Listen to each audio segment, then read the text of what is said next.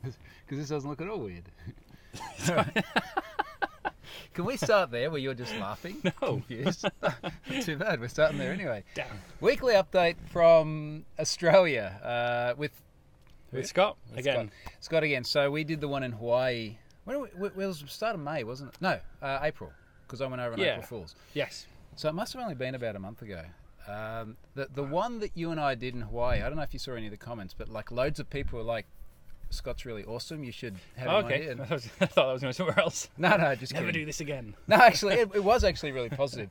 And I think that it was positive because there are a few things that we didn't argue about, but they were good Healthy discussions. Healthy discussions. So I put some of those in the list for today. But just for scene setting, we're on the Gold Coast because you're here to do NDC security next week. Yep. Which is cool. So we've been doing a lot of NDC things lately. We both did NDC London. We went to Oslo. We did NDC Oslo. We've now got NDC security, which is in one of the buildings just over there. Oh, nice. Which we actually can't see it from here. It's called the QT. It's just beneath there, but we're sitting at the back of my house at the moment. We could have been inside with all the like awesome light setup and everything, but it kind of seemed like a waste. And I kind of wanted to see you just sweat a little bit more in the sun as well. Sunshine. So for people watching, I mean, they probably see I take a lot of photos of this environment and everything. I'm interested in hearing from you, since we're going to do the banter thing. Is this what you thought Australia would be, or is this different? It's more green. I thought it would be kind of more barren. With it being so hot and kind of so hot. But no, it's great. It's like kind of tropical almost. Right, because we went up the mountain today and it was like rainforest and stuff like that. Literally rainforest and stuff, yeah. I was quite surprised. We also brought back beer, and we are actually... like barrels. It comes in barrels. We're not recording this early in the day when I normally would. I mean, it's like 3 o'clock in the afternoon or something now. Honest. Makes it okay. Now, yesterday I did take you somewhere much more deserty, so how was that? Yeah. That was literally desert island style, with lots of the little crabs, like a thousand. Crabs. Yeah, I'll put a video on Twitter actually. It's like a 1,000 crabs just like flocking across the beach. It was awesome. And I was joking about this before you came, but you have actually been bitten by things as well, right? Yeah. Don't show your legs no, on, I'm not on gonna... the camera because the white balance will totally throw it out. The reflective qualities.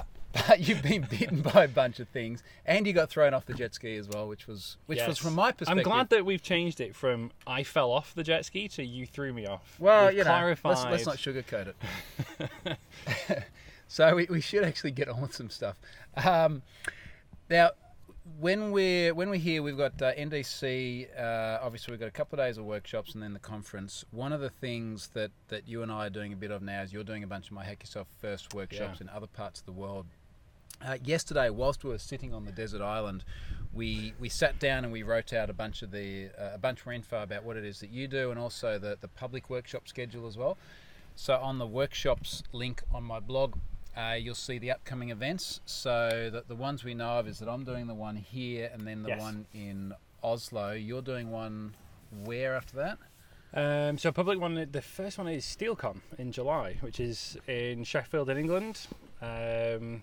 Close to my hometown, which is going to be good actually. SteelCon's a great conference. They've actually got 2 days of professional training, then a day of like free workshops included, and then the conference itself. So if you do all of them, it's a 4-day event, and if you pay for the 2-day training at the start, you actually get the workshop day and the conference free as well. So it's like the whole package for less than $1,000, which is pretty good, because normally you'd pay well over $1,000 just for a workshop.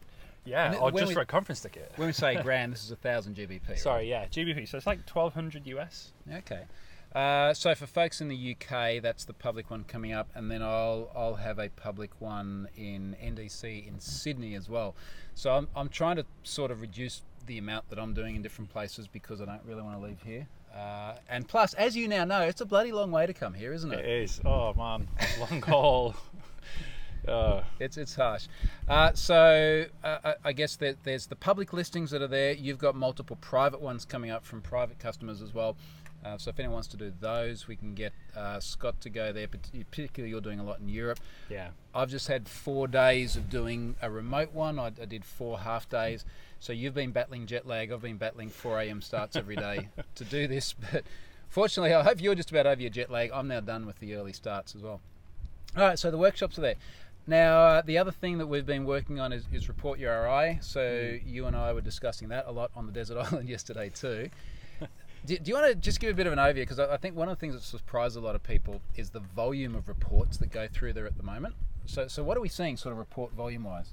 Yeah, I mean, it's a pretty spiky business, but looking over the course of like a month, because we can nicely aggregate the stats over a month, we're averaging around 8 billion at the minute, and that grows by probably a few hundred million a month as well. So I imagine by the end of this year, we'll be pushing close to 10 billion reports per month.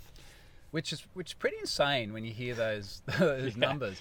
Now, I mean, we're managing to deal with that volume by offloading a lot of those at Cloudflare. So everyone gets sort of 10,000 reports for free every month, regardless of your tier. Yep. And we can then put a rule at the Cloudflare side and say, look, even if one person comes along, totally screws up their CSP and just like it effectively attempts to DDoS us off the planet, there's a rule at Cloudflare which just goes, block anything over X. So I think that's really cool because everyone gets a lot of reports. Number one, that's cool. Number two, we get to use Cloudflare in a really, really neat way. Yeah. And that's obviously taking a lot of load off that back-end injection server side of things where we would actually have to receive HTTP requests and process them and then reject them. I think that's the thing as well, because it literally directly helps us keep our costs down, because we get like really hammered and we can see things like spool up at the start of the month, and then as people use their quota, our traffic tails and we can scale back down. So that's an interesting point too, because every customer sort of rolls over, whether they're free or paid, they roll over on the first of the month and midnight. Everyone gets to hammer it. So our traffic is like flat and then it just goes shoomp like that. Yep. And then people start burning down and then it tapers off very quickly, and now we're blocking 90% plus of reports anyway. It's literally like, I mean, we in the last major update that we did when we introduced the worker, we now have to stage the refreshing of quotas, so we actually do them in batches every 10 minutes now, because we used to reset everybody at midnight UTC, and we now have too many people to do that. So we grab batches of thousands of customers and then do them every 10 minutes. So they slowly get introduced in. So I actually honestly didn't know that. And it was, was this because if you let them all back in at once, you just suddenly just get smashed? Yeah, literally, because I mean, like I say, by the end of the month, we're filtering like close to 90% of the inbound reports because most people are over quota. And then we just reset them all at like 000 UTC. And it's just like open the fire hose. Which would then mean like a tenfold increase of traffic. Oh, yeah, just instantly. Yeah, okay. So we can't, realistically, unless we were to like pre-scale, we can't let that hit us and then wait to scale, even though it's fast and there is like a slightly degraded service with that floodgate, so we now slowly stagger that back in. So one of the things you and I have been discussing a lot, and this isn't sort of Report Your RI specific, I guess, but just more architectural pattern, is the amount of control you can get by running code on the edge, because you've been doing, I know you did a Cloudflare Workers webinar, you did a few blog posts on Cloudflare Workers. So trying to push edge, or push logic rather, out to the edge, which effectively is, at least as of yesterday, 151 different edge nodes around the world. Today it's probably 153 or something. But being able to run that code on the edge and make programmatic decisions about what actually then gets routed through, for Report Your RI has just been massive. For Have I Been Pwned, it's been massive as well. I mean, that's literally where we're getting all of our filtering for our people over quota. We now do JSON parsing at the edge, so if we're getting payloads that aren't valid JSON, we'll just toss that away. We can't even do anything with that. So and what you're saying there is you can decide at the Cloudflare level whether that request is even valid and should go to the and use up our bandwidth and resources and everything else. You're doing cause responses pre-flight as well. So we do that from their edges now. I actually wrote the blog about that. So when I was at the airport in Germany a few weeks ago, I was testing it because I put my subdomain onto the new worker and I left yours on the old system, and then I was hitting the same report on both of our subdomains and timing the differences, and to go from like Germany to our origin, which is in San Fran, or just to Germany to like Frankfurt, it was like 600 milliseconds faster to get the cause response. And in simple terms, so this is the browser making options request, effectively saying, are you going to allow us to implement a cross-origin request? So rather than that going all the way to the origin and then having the origin respond, well, we can just respond from the edge anyway, because it's always going to be, it's fine, here's our cause policy. And that's the thing, right? It's like ours is fairly simple because we always say yes, but even if it wasn't the case for your program or application, you could just put that logic at the edge as well. So I did that with Pwned passwords the other day. I think I told you, because I just went to your blog post and I copied and pasted the code. You stole my worker code. Yeah, copyright. Thank you for that. Do read the code before you copy and paste it as well. What happened to this is Nissan when Stack they didn't read the Overflow, code? man. We just Stack Overflow it. Just Stack Overflow it. It's fine. So there's a tangent there. Scott and I did this this thing with Nissan a couple of years ago where there was a vulnerability in one of the APIs. And you can Google my name and Nissan and you'll see all the details. I'm sure they'd love that. But Keep telling people that. well, yeah, we'll move on past that. But when Nissan, so they took the app offline and then they put it all back online, and it took them quite a while, didn't it? Finally put it back online, and within the UI of the app, they had literally copied and pasted code from Stack Overflow, and it was something like the spirit of Stack Overflow is coders helping coders. Yep. And you're here trying to manage the air conditioning in your car as a normal everyday consumer, reading about how coders help coders on Stack Overflow. And then you did that blog post. Did you do a blog post or was it media? No, I think I just tweeted about it and it ended up being picked up by the press. So you found the Stack Overflow post. Yep. But did you ever notice, so on Stack Overflow it was the spirit of, and then in the application it said the sprit. So does this mean that they didn't copy and paste it? It was even worse. They read it there and then they just retyped it. And typoed it on the way. Man. We have long and illustrious careers ahead of us. Anyway, okay, now moving on to other things. You were involved with the Browsealoud situation a few months ago. So this was a Browsealoud accessibility tool that was embedded in a heap of different websites, a lot of different government websites, dynamically loading script off the Browsealoud servers. Someone owned what seems to be one of their storage accounts, injected CoinHive crypto miner into it, managed to get crypto miner on just a whole heap of government websites. Yeah. And at the time, you and I both said that this is a good use case for SRI, sub-resource integrity, which I think last week I think it was, I mentioned is now available in Edge 17 as well, so we can stop saying that Microsoft doesn't support it. They've finally caught up with that, which is good. So that was good. I noticed the NHS, so I think it was the NHS in Scotland, I looked at their website the other day, they've now got SRI on Browsealoud. And I think a lot of the change in stance there comes from Browsealoud, because originally they were saying, do not, self-host this file. You must dynamically link it from us.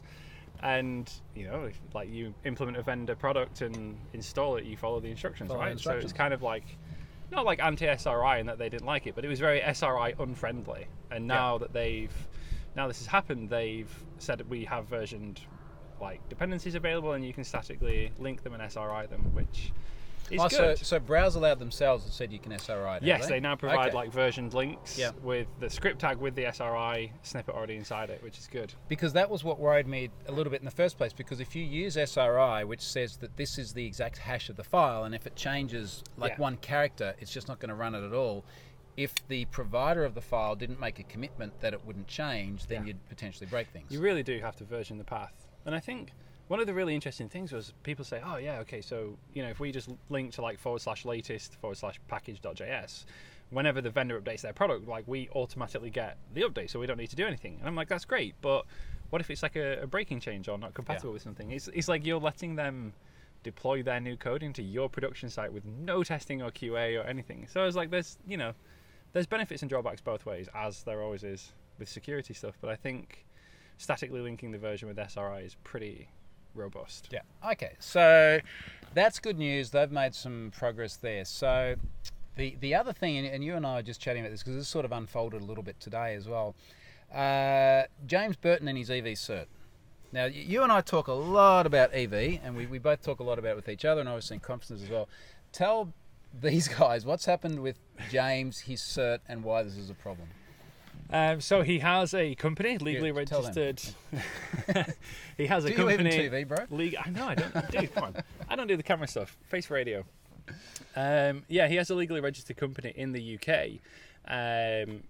All good and valid. He applied for an EV certificate, got one. What's the name of the company?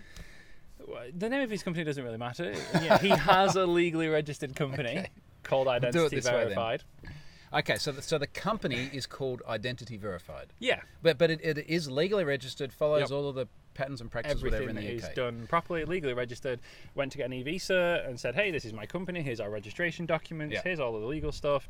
Certificate issued, there you go, thank you very much, we'll take your money. And he was using it, and then he woke up one day and it was broken. Right, because it got revoked. Because it got revoked, yeah. So the CA I don't know if they have like some ongoing process or someone told them, or how they later come to the decision, actually, we don't like this certificate anymore, this might not be great, so we're just going to pull that back off you and revoke it. So I mean, we can be straight about it amongst friends. This was Comodo. Comodo revoked the certificate. So what you're saying is that they let the thing run for a week with an EV cert issued to a valid legal entity which met all the criteria for having an EV cert. That's why they got it in the first place. Yeah. What was the reason Comodo gave for the revocation of the cert? Compliance. Are you finished? Yeah. and then what? So, but this was the thing. It basically said compliance issues, and I think the thing that worries us, and there was the issue before with Ian Carroll. So Ian Carroll registered a company called Stripe. Now he's in the US, so he registered it. I can't remember if he registered it in Delaware or he registered it in Kentucky. Oh, so he registered in Kentucky, but Stripe, the payment process, was Delaware. Yes. So what can happen in the US is you can have two different companies registered in different states, but with the same name. Yeah. So he had a registered legal entity, Stripe Inc. He went and got an EV cert, and then he stood up a site so that in your browser it says Stripe Inc. Mm-hmm. Depending on your browser, because this is just a client and visual your platform, indicator, and your platform, if it's not Chrome on iOS. So Chrome on iOS with an EV cert will just put HTTPS and it will look just like a DV cert. Yeah. Safari on iOS will just put the name of the company and it won't even put the URL. Mm-hmm. So if you enter this, say on my iPhone just here, you would see in Safari it just says Stripe Inc. And then on the Stripe Inc. page, Ian sort of said, EV is broken, this is not actually Stripe Inc.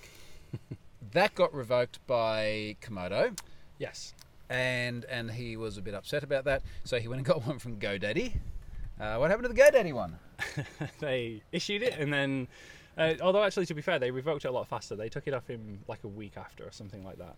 But you've still got a week of having a certificate which in retrospect, based on their criteria, was not something that should have been issued in the first place. Well, this is the thing though, because I guess the one point to clarify is that issuance is a technical criteria, and you know that's a binary state, right? If you meet the criteria, you issue. To say that it shouldn't have been issued in the first place would have made that a misissuance, which meant the CA would be in trouble for having issued it. Right. So this is the kind so of the that would then be a catch-22. compliance issue on their behalf. Correct. So what they're saying is that it met the criteria, which is why we gave it to you. If it didn't meet the criteria and we gave it to you, we'd be in trouble. Correct. Later on, we've decided that it didn't not meet the criteria, but there was something else we didn't like about it. Yes. And this is Makes kind of the perfect sense. This is just kind of the thing that bugs me, right? It's, you know, like we're walking into muddy waters with the whole, does this look good? Does it look bad? Are you a nice person? Are you just doing this for fun? It's like, well, you know, it's technical criteria. Yeah. EV's a legal company, you know, check all these boxes, here's your certificate. I think to take that back is just, I don't know, it seems a bit shady. So moving on with the James situation, and James has written a blog post on this as well. I'll link to James's blog post. The issue we have is that the revocations seem to be arbitrary and made on the basis of CAs thinking that this makes them look bad, as opposed to anything else of any tangible nature. Now, just to be clear as well, in the Ian situation, Comodo later wrote a blog post, or whatever you call it that Comodo does, apologising to Ian and offering to give him a new cert. Yeah. So clearly it was made in error. In fact, in that blog post, they said there was a staff member who wasn't properly trained and made the wrong decision. We apologise and we're going to train people better. Is the situation with James and his identity verified EV cert, is it different to Ian? Because this is the same company, only just after having said no, he screwed up, now revoking another one that seems very similar. I can't see, like, the only difference between them is that with Ian's certificate, his company just happened to have the same name as another company, whereas with James's, his company is called Identity Verified. So other than that, they're identical. I mean, in fairness, when we say just happened, obviously Ian very deliberately wanted to demonstrate the weakness with EV. Maybe. He literally said that on the website. It's like, I want to demonstrate. But this is kind of the point, right? Like, you can't guarantee that every company in the world has a unique name, so we have to accept the fact that happens. So the difference then seems to be that Comodo originally did the revocation of Ian's certificate based more on the intent of the site as opposed to the technical criteria. But then the intent of the site was clearly outlined on the site. You know, I know. It's like, I know it was, but what I'm saying is they didn't like it. Yeah, that's what it comes back to, and which is, I guess, why there's no solid reason in the emails explaining that. Okay, we could spend a lot of time on that one. Oh yes. Actually, on that, and just off the top of my head, this wasn't in my notes, but there have been a number of blog posts, this is while we're on the whole HTTPS thing, about people who are not, how can we put this charitably, not particularly fond of securing the things. Yes. I would really like you, and I would like people to encourage Scott, to write something taking the blog post. There's a video of one of them. There is also the reincarnated psychic and the SEO dude. Pajama man. The guy. I'm not allowed to say that. I got in trouble for saying pajamas. Why? I don't know. He was wearing pajamas. I know. That's okay. That's like me calling you sunglasses man right now. You're okay. Let's not go there.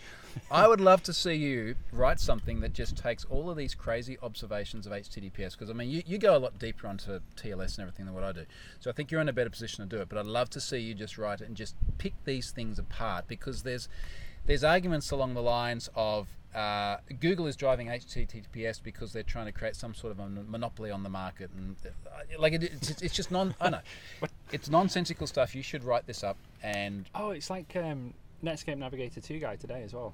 Oh yeah, so what was that one? Like HTTPS is bad because it doesn't work in like Netscape Navigator 2 on Mac. something 1964 version. Okay, so you have material.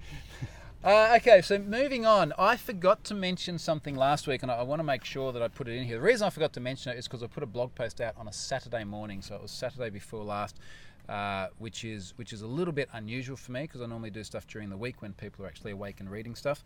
And this was about me deprecating any of the Pwned passwords API endpoints that don't ensure anonymity. So originally, you could query Pwned passwords via a plain text password or via a SHA-1 hash of a password. And then in Feb, we came along and did this K-anonymity thing with Cloudflare, and now you just search for the first 5 characters of the hash of the password, and then it returns all the suffixes. And that's gone nuts. That's gone really, really awesome. I've got to talk about that in a moment, actually.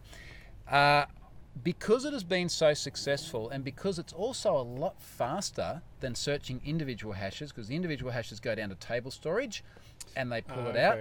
Plus, how many individual SHA-1 hashes do you have? How many characters have you got? And then to the 16 to the power. Like, it's just a massive, massive number. Whereas the K-anonymity, you've only got 16 to the power of 5 different possible SHA-1 hash prefixes. Okay, yeah. You just so they search on cache. the prefix. So I'm getting more than 90% cache hit ratio on Cloudflare at the moment. Dude, you're in my house now. Cache hit ratio. So we're getting a lot of stuff not served from the origin. And the thing is that makes it super, super fast, and the anonymity stuff is really valuable. So anyway, I wrote about deprecating the effectively any endpoint that didn't give an assurance of anonymity as the K-anonymity range search model does. So on the 1st of June, I'm going to kill off that old model. I want to keep talking about it and raising it over and over again until I get to that point so that people don't get left short. I am still seeing a lot of requests go to the endpoints that take a password or a hash. I don't have people register or give me personal data. I was just going to say, are they all anonymous endpoints? Like, could yeah. You... So yeah, if they don't register, you can't contact them, I guess. I could figure out the IP address, but no, what are you going to do messy, then? Yeah. I just wondering if they were registered. Like it would be and easier. Like by design, I didn't have them register because I didn't want to add a barrier to entry, and I didn't want to sort of go, here's all this data you can take anonymously. Now, please give me your information. This wasn't the plan. So anyway, I'm going to kill that off on the 1st of June.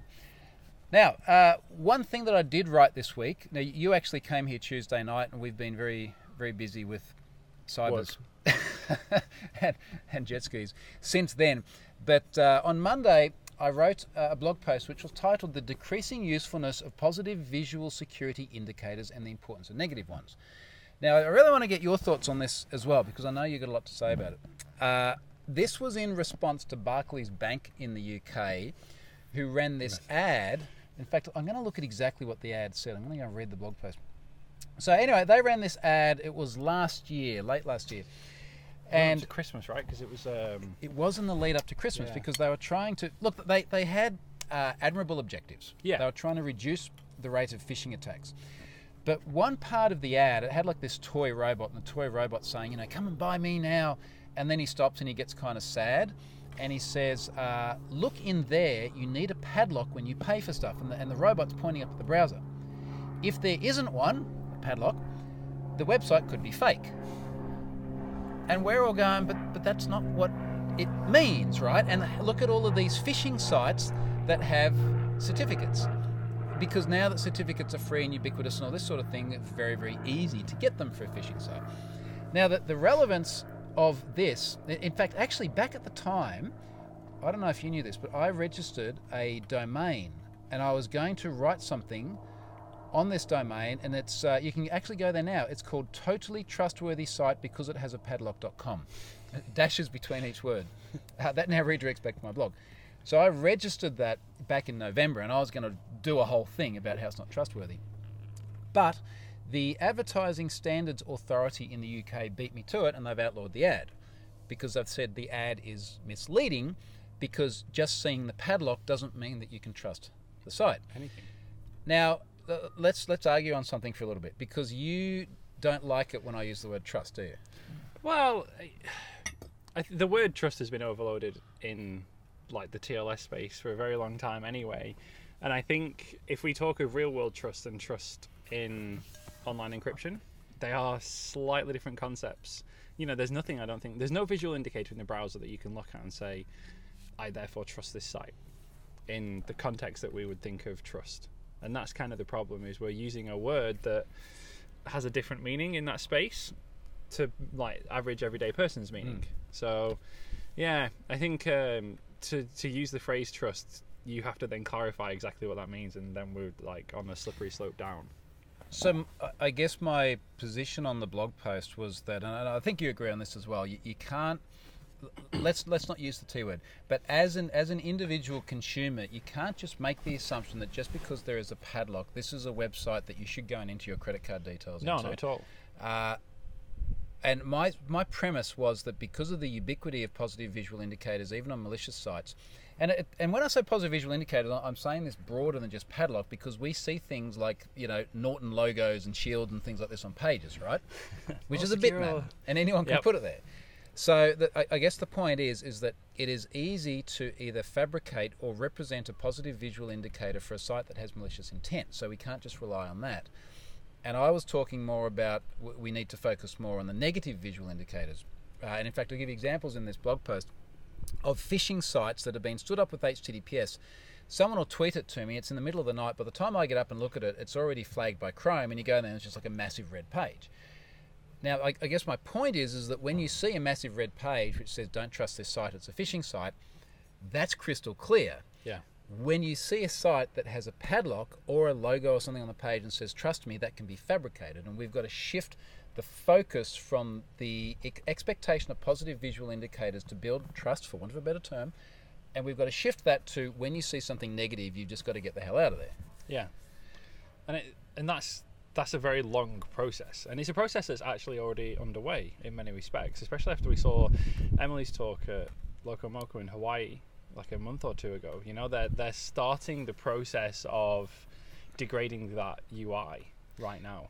So to talk about that, and I touched on it in the blog post, but I want you to sort of express it in your terms as well. So what's Chrome doing with that UI?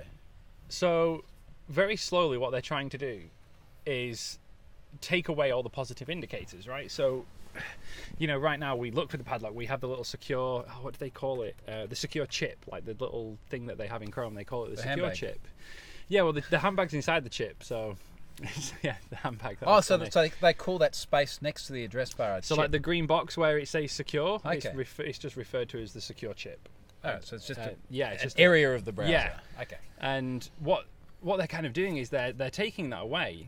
So they want to go from, like, you know, big green padlock with the word secure down to just the padlock, and then eventually take the padlock away. Yeah. And, you know, we'll get to the point. Is that a big fish? We'll get to a point where there's a shark coming for us. It's all fine. I need a bigger boat. Yeah. Sorry, go on. No. So they're doing this. This kind of trial, and it's actually behind a flag in Chromium. I sent a tweet out, maybe I'll retweet it, or you can link into it, where you can actually go into the Chrome flags pane, and you can, you know, they've already built this functionality in, and you can enable it behind a flag now to see what it might look like if this goes ahead and continues to work. So it takes away the secure chip, which is also where the EV text goes. They just replace the word secure with the company name.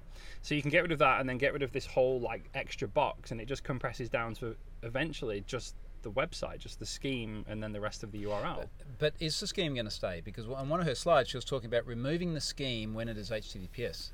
Yeah, because they'll introduce a negative indicator when it's HTTP. Now, as people are prone to do on the internet, when I took a photo of her talk and I tweeted it and I said, Did somebody get cross? Don't get me started. Chrome is looking at removing the HTTPS scheme.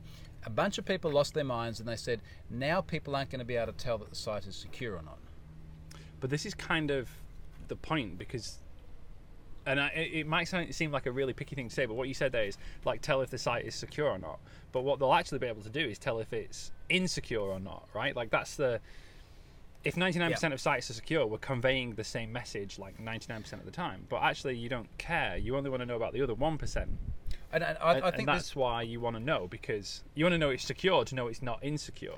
This is a bigger paradigm shift, and I think you've said this a number of times in your talks as well, where when we have enough services that are served over HTTPS all of the time, and HTTPS and quote-unquote secure, and we use that term a little bit liberally, granted, but when that whole premise becomes the norm, then it's the exceptions which become the things that we've got to highlight, which is the whole premise of showing negative visual indicators instead.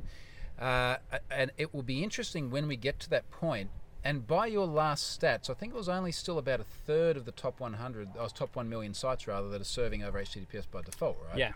So we've still got, even within the top 1 million, and then it tails off well after that, we've still got 2/3 of websites we need to get secure by default.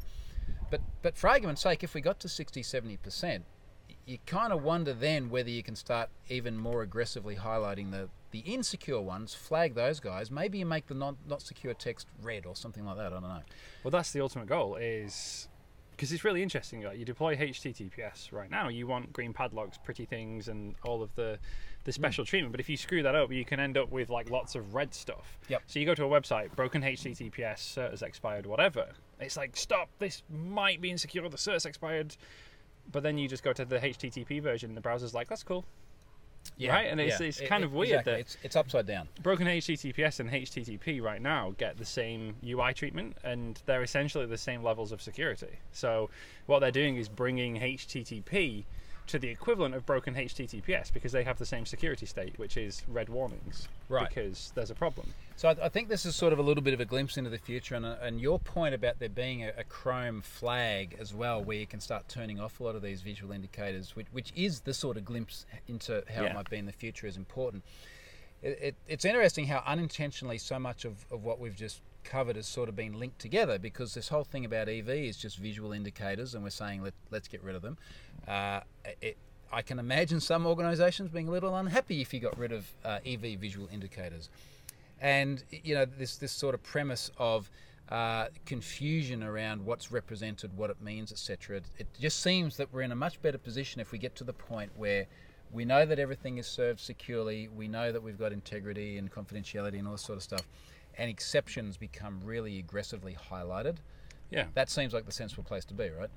Yeah, and I think there's a lot of other benefits that come with that as well, because once we get to 51% of the web, then we can start changing defaults, we can start making optimizations, we can make better assumptions about connections, security, and I think that's the first step, and then after that, subsequent steps will become easier as well. So we'll start making progress faster once we tip the scale to the other side. Sure. Okay, well that sounds like we're heading in the right direction. Look, I think the last thing for me is my sponsor this week is Gold Security. So Gold Security has been around on my blog for ages, which is awesome. You're doing sponsorships as well now. Yes, yeah. Which is good. So I'm booked out for the year. So if you want to sponsor Scott Helm, sponsorship in 2018. There we go. And I hope that you find that to be a nice way of getting rid of ads and things, and people enjoy less or seeing less. Well, mind you didn't have ads anyway, did you? No, I trialed them and So you're just pulled cashing them, in. yeah. So it's different. No. But in fairness, things like the sponsorship spots have been great for me in terms of building rapport with companies like Gold Security, as well as a bunch of others. And I've certainly had a heap of organisations on there that have had products that I've used very extensively, and it's nice to see them there. So, man, I wish you luck on that. Fingers crossed. And I think that's about it. So, given you now know what our bandwidth is like, I need to get this into my computer and edited so I can get it up in time to actually get it out today. So I think we should just sort of sit here and enjoy the sun and maybe get some more beer while it's uploading. And you're still going to be here next Friday. So if people like this and you want to see more Scott, maybe tell us what you want to hear. Like if there's something you want me to grill Scott about, if you remind him about the weather, ask him about visual indicators and browsers, we can do that too. Oh yeah, I'll be here next Friday. That'd be good. So here. All right. Cool. Thanks for watching, guys. See you later.